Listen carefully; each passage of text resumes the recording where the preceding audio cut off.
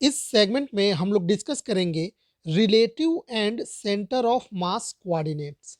ये भी एक टॉपिक है जो कई बार एग्जाम में पूछ लिया जाता है। शॉर्ट टाइप में अक्सर ये पूछा जाता है, तो इस क्वेश्चन को वैसे तो ये मेनली क्वेश्चन के फॉर्म में पूछा जाता है, पर मैं इसको टॉपिक के फॉर्म में आप लोगों को करा देता हूँ। है तो ये भी इम्पोर्टेंट, ठीक है। पिछले टर्न पे जो हमने एक टॉपिक किया था, reduction of two body problem into one body problem, वो तो मोस्ट इंपॉर्टेंट है, लेकिन ये भी कई बार एग्जाम में क्वेश्चन पूछा गया है। तो चलिए इसको हम लोग डिस्कस कर लेते हैं। देखिए, सबसे पहले यहाँ एक डायग्राम बनाया है, जरा इस डायग्राम को अच्छे से समझ लीजिए। तो यहाँ पे दो पार्टिकल हैं M1 और एक मतलब M1 है और एक है M2, ये दोनों पार्टिकल हैं। यहाँ पे ओरिजिन से M1 पार्टिकल का जो पोजीशन वेक्टर है वो है R1, और M2 जो पार्टिकल है इसका पोजीशन वेक्टर है R2। और पार्टिकल M1 का M2 के सापेक्ष में जो पोजीशन वेक्टर है वो है R वेक्टर, ठीक। अब इस डायग्राम को अच्छे से देख लीजिए। ये वाला जो वेक्टर आप देख रहे हैं जो M2 से M1 की ओर डायरेक्टेड है, इसका मतलब ये हुआ कि पार्टिकल M1 का पोजीशन वेक्टर M2 के सापेक्ष में वो है R वेक्टर। तो अब आप यहाँ ट्रायंगल एडिशन लॉ लगा के R का वैल्यू निकालिए जरा। तो देखिए, यहाँ पे एक वेक्टर ये लीजिए R2 वेक्टर, और ये दूसरा वेक्टर यहाँ से हो गया R वेक्टर। इन दोनों वेक्टर को ऐड करने वाला यहाँ पे ये जो वेक्टर है वो R1। तो अगर आप ट्रायंगल एडिशन लॉ यहाँ पे लगाएंगे तो क्या बनेगा, R2 वेक्टर प्लस यहाँ पे R vector is equal to R1 vector. यहाँ से आप R वेक्टर की वैल्यू निकालेंगे तो वो आ जाएगा R1 vector minus R2 vector, जिसको हमने यहाँ पे ये लिख दिया है। अब यहाँ पे ध्यान दीजिए, क्योंकि आपको जो टॉपिक पढ़ना है relative and centre of mass coordinate, तो सबसे पहले यहाँ पे सेंटर ऑफ मास, ये दोनों पार्टिकल जो M1 M2 है, मान लीजिए इनका सेंटर ऑफ मास यहाँ पे है, जिसको मैंने C.M लिखा हुआ है। और इस सेंटर ऑफ मास का जो ओरिजिन से जो पोजीशन वेक्टर है वो RCM वेक्टर है। समझ में आया? सबसे पहले हम लोग इसको डिस्कस करेंगे अपने जो ये हमारा कार्टेशियन कोऑर्डिनेट सिस्टम होता है, जिसे हम लोग लेबोरेटरी रेफरेंस फ्रेम कहते हैं, उसमें हम लोग डिस्कस करते हैं। हमें बस इनके कोऑर्डिनेट्स निकालने हैं, दोनों में, एक बार लेबोरेटरी फ्रेम में निकालेंगे और एक बार सेंटर ऑफ मास फ्रेम में। तो यहाँ पे है let M1 and M2 are two masses having position vectors R1 and R2 in laboratory frame of reference. तो लेबोरेटरी फ्रेम ऑफ रेफरेंस का मतलब हुआ कि ये जो कार्टेशियन कोऑर्डिनेट सिस्टम है, यहाँ पे जो कुछ भी हम मेजर करेंगे, यहाँ ओरिजिन O से मेजर करेंगे। यहाँ पे ये एक्स एक्सिस हो गया, ये वाई एक्सिस, दोनों एक दूसरे के परपेंडिकुलर होते हैं लेबोरेटरी फ्रेम ऑफ रेफरेंस में, ये आप जानते हैं।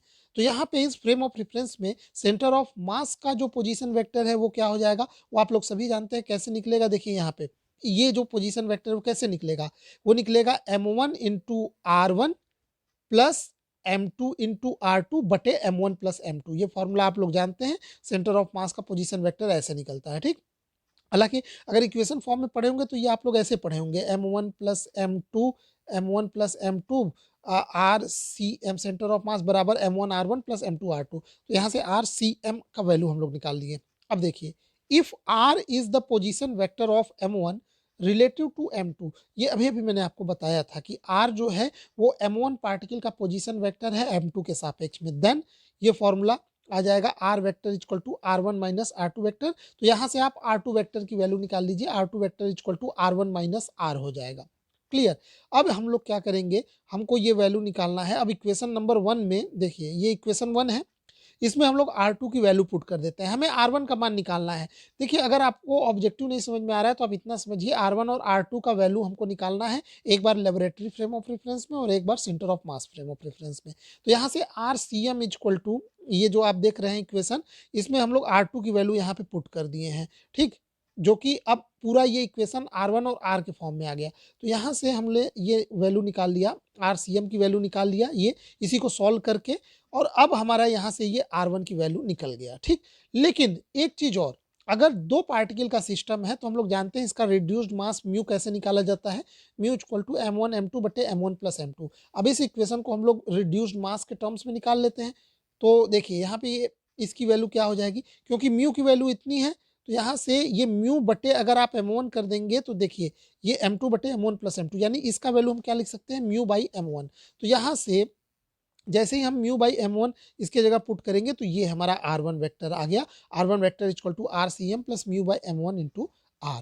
ये हमारा R1 का वैल्यू आ गया। अब हमको R2 का वैल्यू निकालना है। तो यहाँ से इस इक्वेशन में देखिए यहाँ पे हम लोग R1 की वैल्यू पुट कर देंगे तो हमारा R2 का वैल्यू आ जाएगा। चलिए हम लोग इसको पुट करते हैं।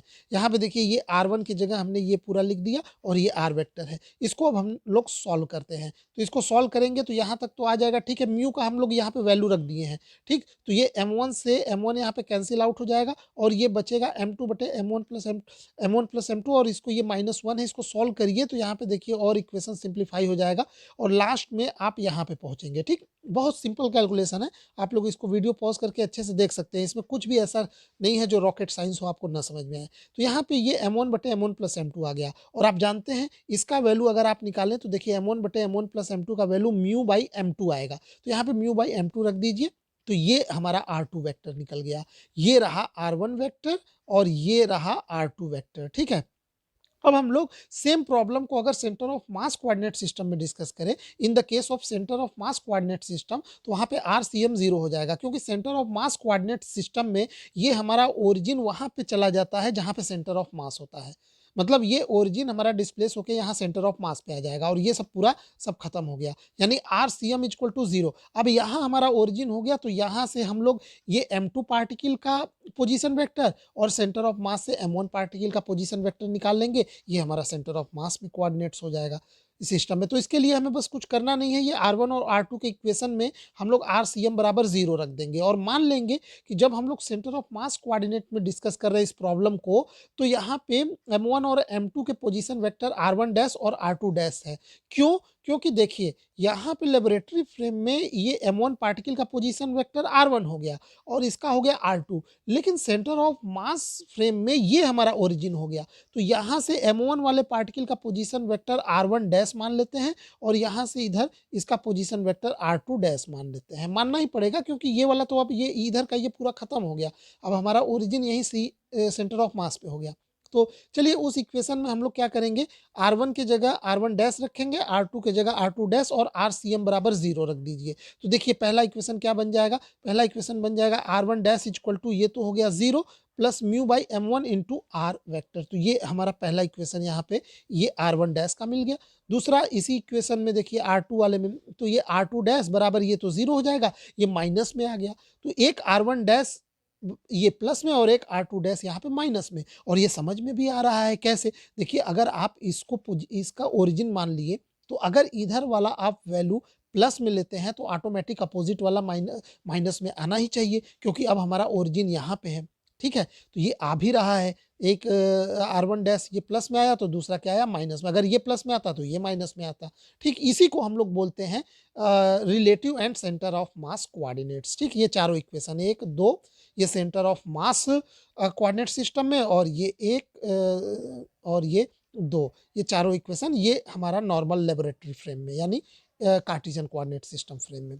तो ये एक छोटा सा टॉपिक था जिसमें हमने relative and centre of mass coordinates निकालना सीखा। ठीक है, तो आई होप आपको ये सेगमेंट पसंद आया होगा।